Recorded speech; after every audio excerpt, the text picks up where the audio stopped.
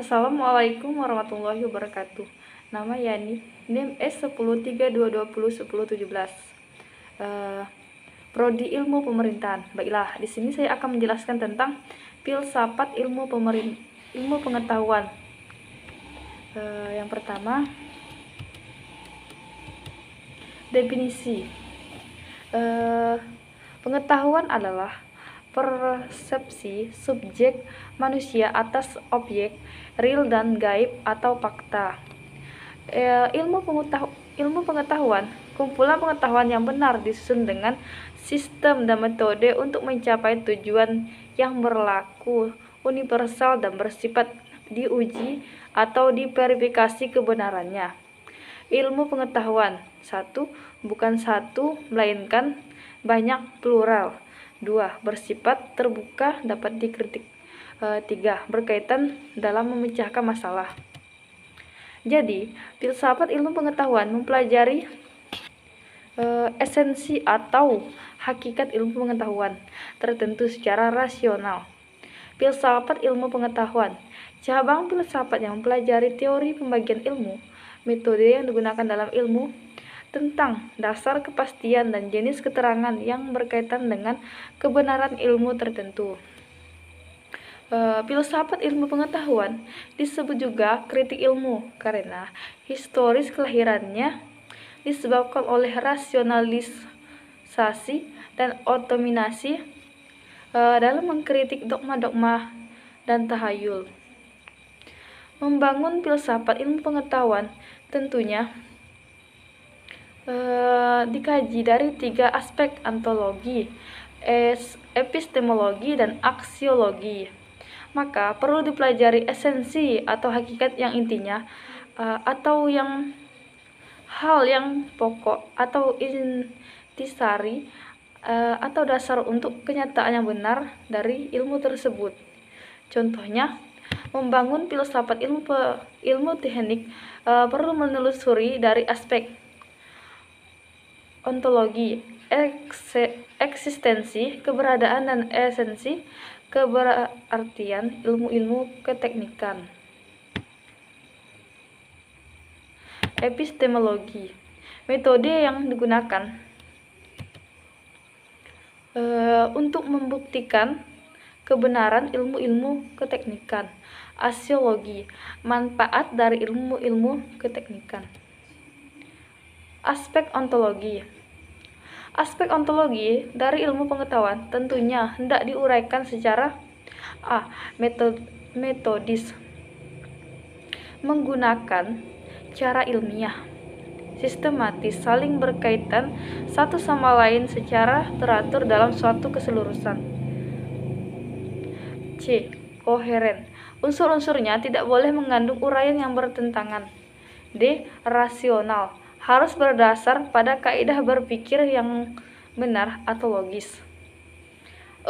Komprehensif. Melihat objek ini tidak hanya dari satu sisi atau sudut pandang, melainkan secara multidimensional atau secara keseluruhan, holistik. F. Radikal. Diuraikan sampai akar persoalannya atau esensinya. G. Universal. Muatan kebenarannya sampai tingkat umum yang berlaku di mana saja. Aspek epistemologi. Epistemologi ini juga disebut teori pengetahuan atau kajian tentang justifikasi kebenaran pengetahuan atau kepercayaan. Untuk menemukan kebenarannya dilakukan secara berikut. A. Menemukan kebenaran dari masalah. B. Pengamatan dari teori untuk menentukan atau menemukan kebenaran. 3. Pengamatan dan eksperimen untuk menemukan kebenaran. 4. Falsification atau operasionalisme, experimental operation research. 5. Konfirmasi kemungkinan untuk menemukan kebenaran. 6. Metode hipotetiko atau deduktif. 7. Induksi dan presuposisi atau teori yang menemukan kebenaran fakta.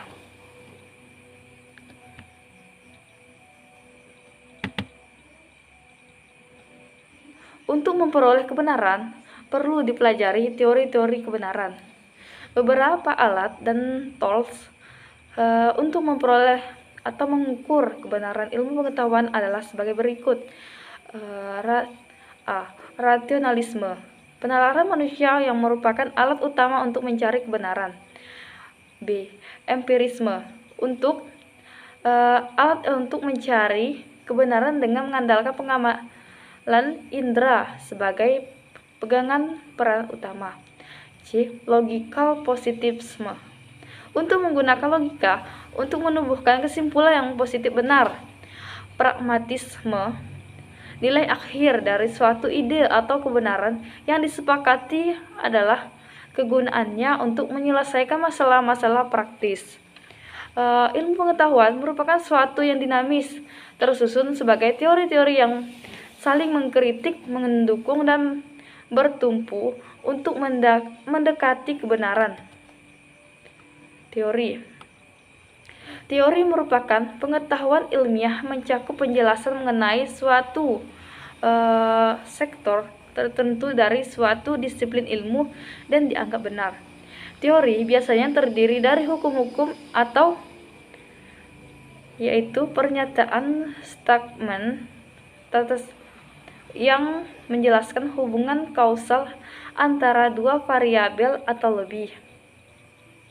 Teori memerlukan tingkat keumuman yang tinggi, yaitu bersifat universal supaya lebih berfungsi sebagai teori ilmiah. 3 syarat utama teori ilmiah. 1. Harus konsisten dengan teori sebelumnya. 2. Harus cocok dengan fakta-fakta empiris. 3. Dapat mengganti teori yang lama dengan tidak cocok dengan penguji empiris dan fakta. Beberapa istilah yang biasanya digunakan dalam komunikasi ilmu pengetahuan. A. Aksioma. Pernyataan yang diterima tanpa pembuktian karena telah terlihat kebenarannya. 2.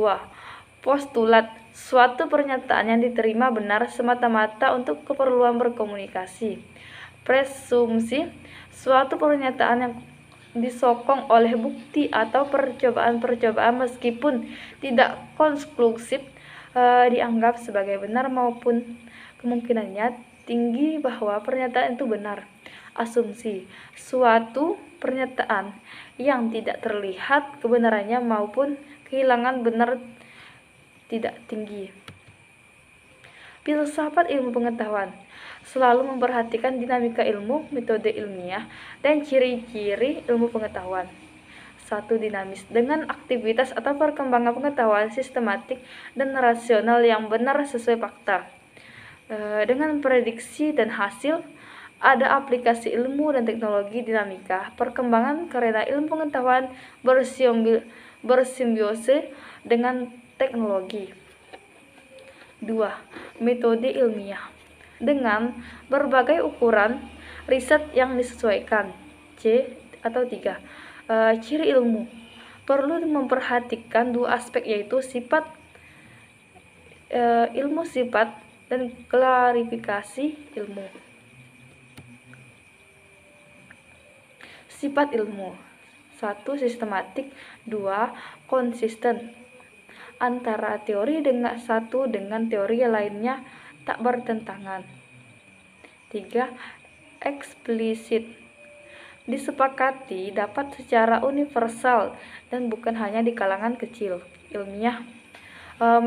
Benar, pembuktian dengan metode ilmiah. Salah satu klarifikasi ilmu. Ilmu pengetahuan dibagi menjadi 3. Ilmu alam, natural wesilled. Ilmu alam atau eksakta. Ilmu moral, ilmu sosial, dan ilmu humaniora. Aspek aksiologi. Tujuan dasarnya menemukan kebenaran atas fakta yang ada atau sependapat mungkin ada kepastian kebenaran ilmu. Contohnya, pada ilmu mekanika tanah dikatakan bahwa kadar air tanah mempengaruhi tingkat kepadatan tanah tersebut. Setelah dilakukan penguji laboratorium dengan simulasi berbagai variasi kadar air, ternyata terbukti bahwa teori tersebut benar. Baiklah, presentasi saya ini saya ucapkan terima kasih.